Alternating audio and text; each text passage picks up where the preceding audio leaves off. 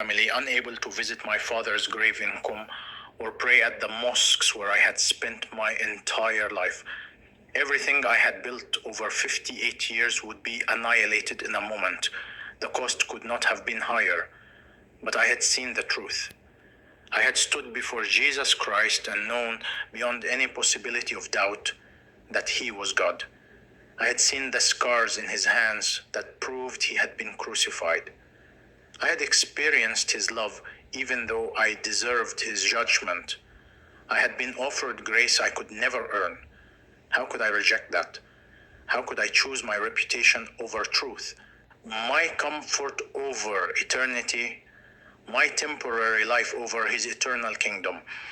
I looked at Jesus, at his face that held both perfect holiness and perfect love, and I said, "Yes, I believe. I believe you are the Son of God. I believe you died for my sins. I believe you rose from the dead. I receive your grace. I confess you as my Lord and Savior. Send me back. I will tell them everything. I will warn them about 2026. I will call them to come to you. I will do it no matter what it costs me." Jesus smiled, and the joy in his face was worth more than everything I was about to lose. He said, "Then go, Hassan. Return to your body. Return to your life. Return to Iran. And remember, I am with you always, even to the end of the age. You will not be alone. I will give you words to speak. I will give you courage when you are afraid. I will sustain you through everything that is coming. Trust me."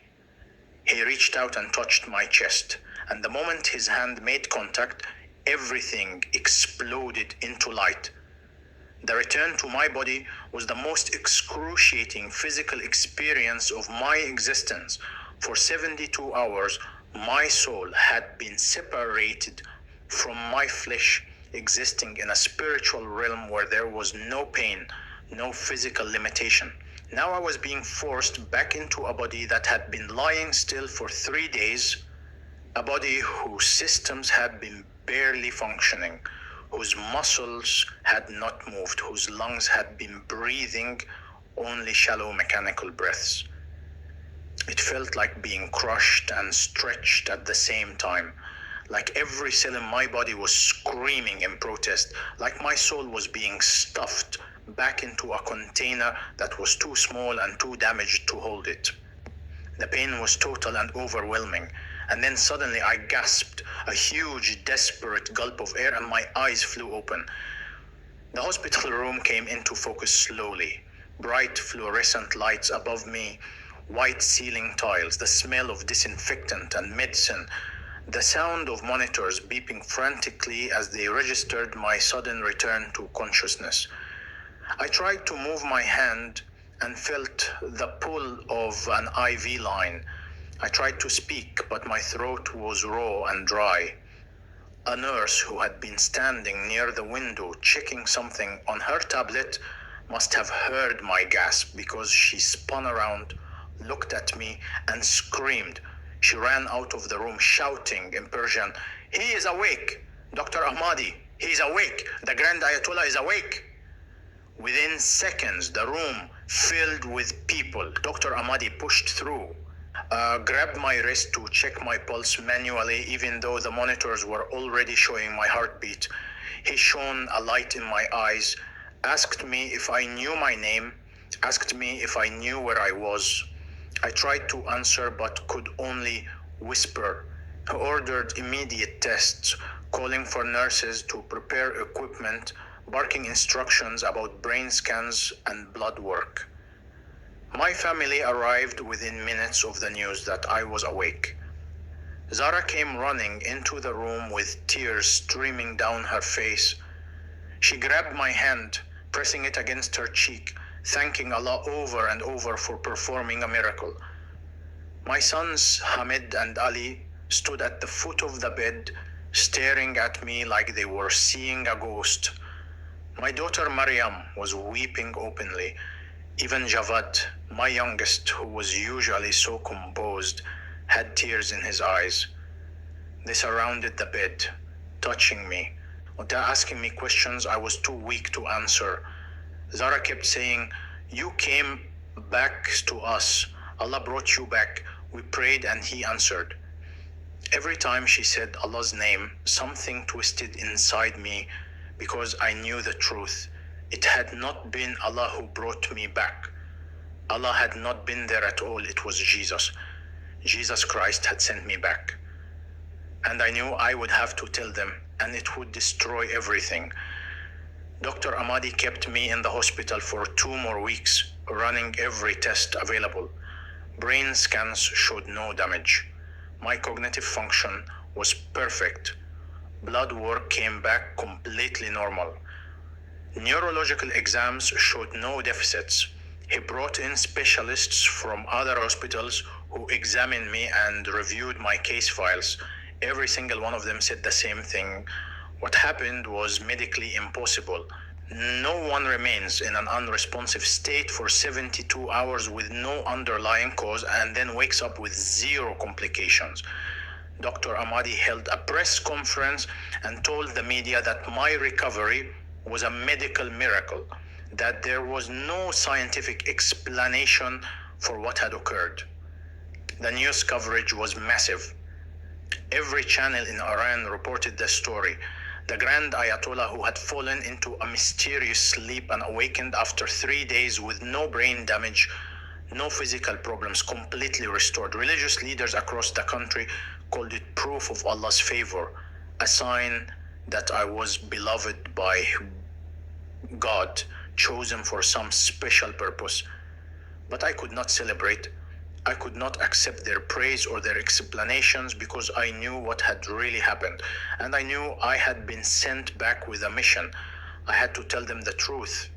I had to warn them about 2026. I had to call them to Jesus no matter what it would cost me.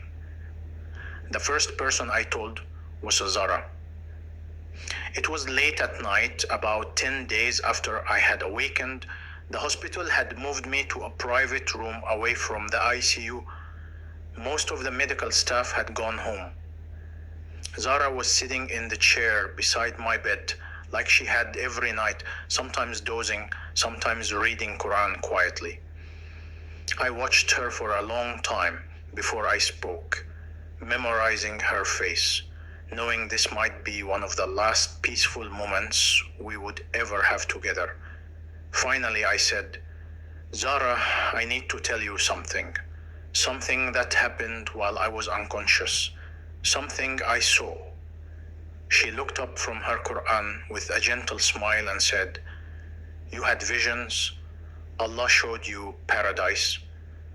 I shook my head slowly and said, No, I did not see Allah. I did not see paradise as we have been taught. I saw something else, someone else. I need to tell you everything, and I need you to listen until I am finished before you say anything. Her smile faded. Something in my voice must have warned her that what was coming would not be what she expected. Over the next hour, I told her everything. The presence in my study, the pull away from my body, the journey to the judgment hall, the exposure of my sins, meeting Jesus Christ, seeing his scars, the vision of 2026, the choice he gave me, my decision to receive his grace and return to warn others. I watched her face change as I spoke. At first, there was confusion, then concern, then horror, then something that looked like grief. When I finished, there was a long silence. Zara was staring at me like I was a stranger. Finally, she spoke, and her voice was shaking. She said, You cannot say these things, Hassan. You cannot. Do you understand what you are saying? You are claiming that Jesus is God. You are denying Islam. You are denying everything we have built our lives on. They will kill you for this. The government will declare you an apostate. They will execute you. And if they do not kill you, they will destroy you. They will strip you of your title. They will take everything from us. Our family will be shamed. Our children will be ruined. You cannot do this. I reached for her hand, but she pulled away. I said, Zara, I am not telling you what I think or what I believe. I am telling you what I saw. I stood before Jesus Christ. I looked into his face. I saw the scars from his crucifixion. I know he is God. I cannot deny what I experienced. I cannot lie about it. I have to tell people what is coming in 2026. I have to warn them. Zara stood up abruptly, knocking over the chair. Her voice rose, no longer shaking, but filled with something between anger and desperation. She said, "What about me? What about our children? What about our grandchildren? What about the 35 years we have spent together? Does none of that matter to you? Are you willing to throw all of it away for this? For a vision that was probably caused by your brain being oxygen deprived?" I said quietly. It was not oxygen deprivation. It was real. More real than anything I have experienced in physical life. And yes, I know what it will cost. I know I am losing you. I know I am losing our children. I know I am losing everything. But what about my soul, Zara? What about truth? I have lived 58 years in deception. That I have led millions of people away from Jesus. I cannot continue that no matter what it costs me. She stared at me for a long moment, tears running down her face, and then she said something that broke my heart. She said, "I do not know who you are anymore." And she walked out of the room. I told my children next, one by one, over the following days. Hamid, my eldest son, who had followed in my footsteps and become a religious scholar himself, was furious. He shouted at me that I was destroying everything our family had built, that I was bringing shame on our name, that our ancestors would curse me for betraying Islam. He said, "You are not my father anymore," and he left. Ali, who worked for the Revolutionary Guard, was colder. He did not shout. He simply told me that if I went public with this apostasy, that he would not be able to protect me. He said, "I love you, but I love Allah and the Islamic Republic more. If you do this, you become an enemy of the state, and I will treat you as such." Then he left, and I have not seen him since. Mariam, my daughter, cried and begged me to recant, to say I had been confused, to claim the experience was just a hallucination. She said, "Please, Baba, please just say it was not real. Say you were sick. We can fix this if you just say the right words." But I could not. I told her I loved her, but I could not deny Jesus. She wept and left. Only Javad, my youngest, responded differently. He sat quietly while I told him everything. And when I finished, he did not argue or shout or cry. He just said, "I do not understand this, Baba. I do not know what to do with what you are telling me. But I have seen your face since you woke up. Something changed you. You look different. You sound different. I do not think you are lying or confused. I think you experienced something real, and I cannot hate you for following what you believe is truth. I do not know if I can follow you. I am not ready to leave Islam, but I will not abandon you completely." It was the smallest comfort, but it was something. 3 of my 4 children had rejected me, but Javad kept a thread of connection, and I thanked God for that mercy. The hospital released me after 2 weeks. I returned home to find that Zara had already moved many of her belongings to our daughter's house. She filed for divorce within days, which Islamic law permitted, since I had committed apostasy by accepting Jesus. The clerical establishment in Qom began distancing themselves from me. Colleagues who had worked with me for decades stopped returning my calls. The office I had operated from in Tehran received orders from the Ministry of Intelligence to suspend all my activities pending an investigation into my mental state. I was not officially arrested, but I was not free either. I was under house arrests, passport confiscated, banned from giving any public lectures or sermons, forbidden from publishing anything. 2 intelligence agents were stationed outside my home, watching everyone who came and went. But I could not stay silent. I had been sent back with a mission, and I had promised Jesus I would fulfill it no matter the cost. 3 weeks after my release from the hospital, I sent word through Javad to some of my former students that I wanted to meet with them.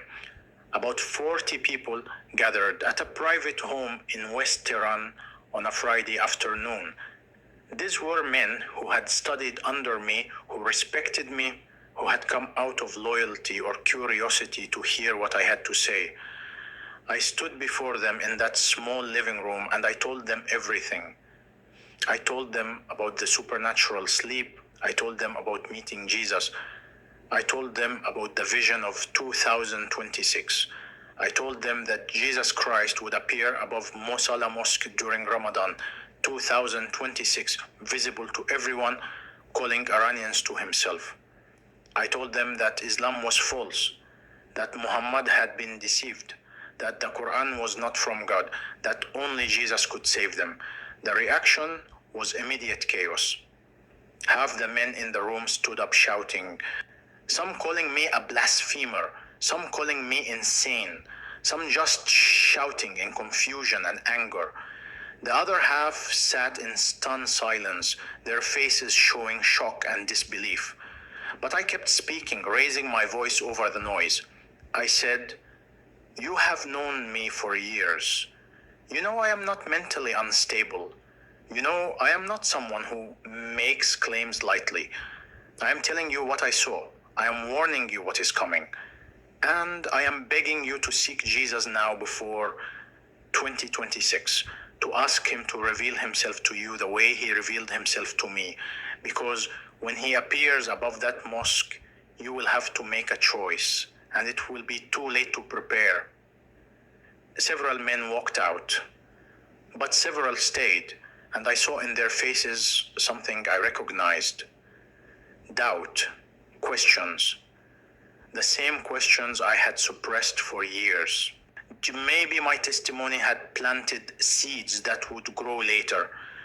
Within hours, word reached the authorities about what I had said.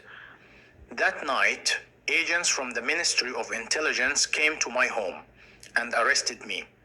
They took me to Evin prison, the notorious detention facility in northern Tehran where political prisoners and religious dissidents are held. I was interrogated for 3 days. They wanted me to publicly recant.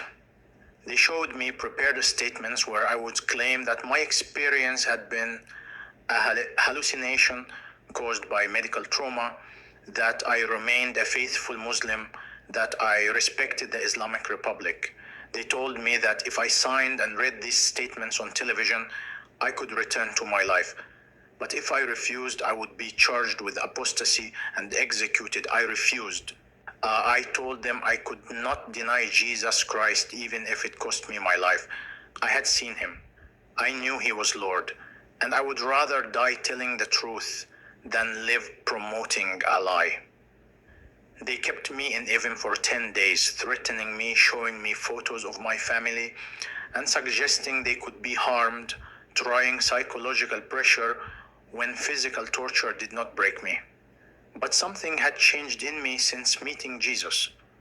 The fear of death had lost its power. I had stood before him and received his grace. I knew where I would go when I died. What could they threaten me with that was worse than eternal separation from God, which I had already been saved from? Finally, they realized that executing me would create more problems than it solved. High-profile execution of a grand Ayatollah for converting to Christianity would draw international attention and might inspire others. So they chose a different strategy. They released me but spread the story that my brain had been damaged by the 72-hour coma, that I was mentally unstable, that my claims were the result of psychological trauma, not apostasy.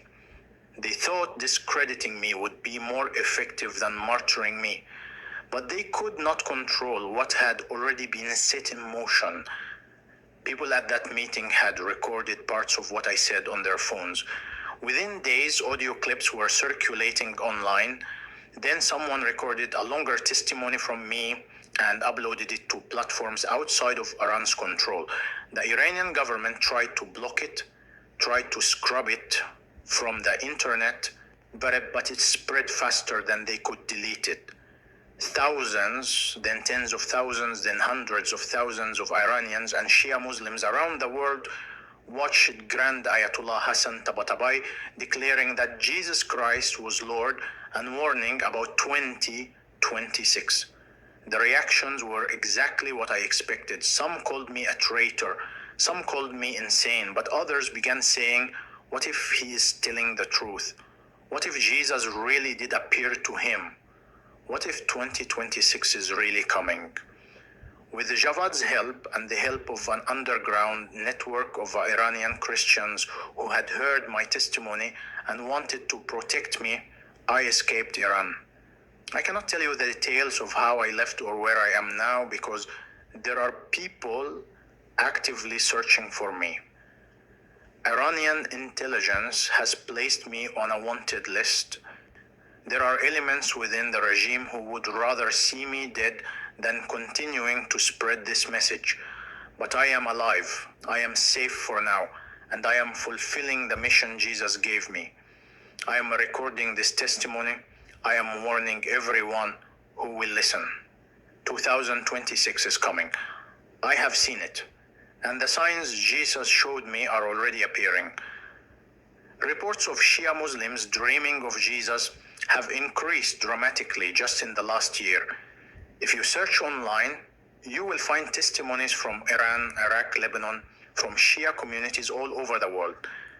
People are dreaming of a man in white who calls them by name and tells them he is Jesus. Political changes in Iran are unfolding exactly as I was shown, though I cannot detail them all here. Technological developments are occurring that will make the 2026 appearance impossible to dismiss as fake. Everything is moving toward that moment when Jesus will stand in glory above Musalla Mosque and call an entire nation to himself. So let me speak directly to you now, whoever you are watching this. If you are a Shia Muslim and you have been having dreams of Jesus, you are not crazy. You are not being deceived by Satan. Jesus is calling you. He loves you. What I saw in 2026 is for you. The appearance above the mosque will be God's final warning, his ultimate demonstration of love and power. But you do not have to wait until then. Seek Jesus now. Get alone and pray. Jesus, if you are real, if you are God, reveal yourself to me. He will answer that prayer. He answered it for me. If you are a Christian, I want you to understand what God is doing. The greatest harvest from the Shia Muslim world in history is beginning right now and will explode in 2026. Millions will turn to Christ. Pray for Iran. Pray for Shia Muslims. Support ministries that are reaching them. Learn how to disciple people from Islamic backgrounds. Prepare for the wave that is coming. If you are someone who is uncertain about all of this, let me tell you what I learned. I spent 58 years absolutely certain that Islam was truth. I staked my entire life on it. I was as committed as anyone could be. And I was completely wrong. You do not have to wait 58 years to discover the truth. You do not have to fall into a supernatural sleep for 72 hours. Jesus is offering you right now the same choice he offered me. You can try to earn your salvation through religious works and face judgment based on your imperfect deeds, so you can receive his grace as a free gift purchased by his death on the cross. I tried the first way for nearly 6 decades. It led to nothing but guilt and fear. The second way, grace through Jesus Christ, gave me peace and forgiveness I could never earn. Here is how you receive that grace. We have all sinned. Every human being falls short of God's perfect standard. Islam teaches that if your good deeds outweigh your bad, maybe Allah will let you into paradise. But when I stood before absolute holiness, I learned that one sin is enough to separate us from God forever. The standard is not balance, it is perfection, and none of us are perfect. Jesus Christ is God who became human to do for us what we could never do for ourselves. He lived the perfect life we could not live. He died the death we deserved to die for our sins. That he rose from the dead, proving he conquered sin and death. Now he offers his perfection to anyone who will receive it, not based on what you do, but based on what he did. You receive this gift through faith. Pray right now, out loud or in your heart. Say, Jesus, I am a sinner. I cannot save myself. I believe you died for my sins and rose from the dead. I receive your grace. I trust you as my Lord and Savior. Save me. If you prayed that sincerely, you are saved right now. Not because you earned it, but because Jesus paid for it. Welcome to the family of God. Now I want to tell you about 2026. It is coming whether people believe me or not. Ramadan 2026 will begin in late February. During the 15th night, Jesus Christ will appear in visible glory above Musalla Mosque in Tehran. Millions will see him. It will be broadcast live, but it will be recorded on thousands of phones. The evidence will be undeniable, and every Shia Muslim will have to decide: will you acknowledge him as Lord, or will you persist in rejecting him even after seeing him with your own eyes? Do not wait until that moment. Prepare now. Seek him now. Because when he appears, the shock will be overwhelming and many will be too hardened to respond even to a miracle. This testimony has already been banned in Iran. It has been removed from multiple platforms. Iranian intelligence is working to scrub it from the internet and to find me. There is no guarantee this video will still exist tomorrow. If you are watching it now, download it, share it everywhere. And if what you have heard has stirred something in your soul that you cannot explain, leave one word in the comments: Jesus. Now, because maybe this testimony found you for a reason. Maybe you are supposed to be ready for 2026. Maybe your encounter with Christ does not have to wait until he appears above that mosque. Maybe it can happen today. My name is Grand Ayatollah Muhammad Hassan Tabatabai. I should have been the supreme leader of Iran, but I was passed over for politics. I fell into a supernatural sleep for 72 hours. I met Jesus Christ. I saw the year 2026. And I am telling you with everything in me, he is coming. He is Lord. He died for you. He rose for you. He loves you. And he is calling you to himself right now. Do not wait. Get ready.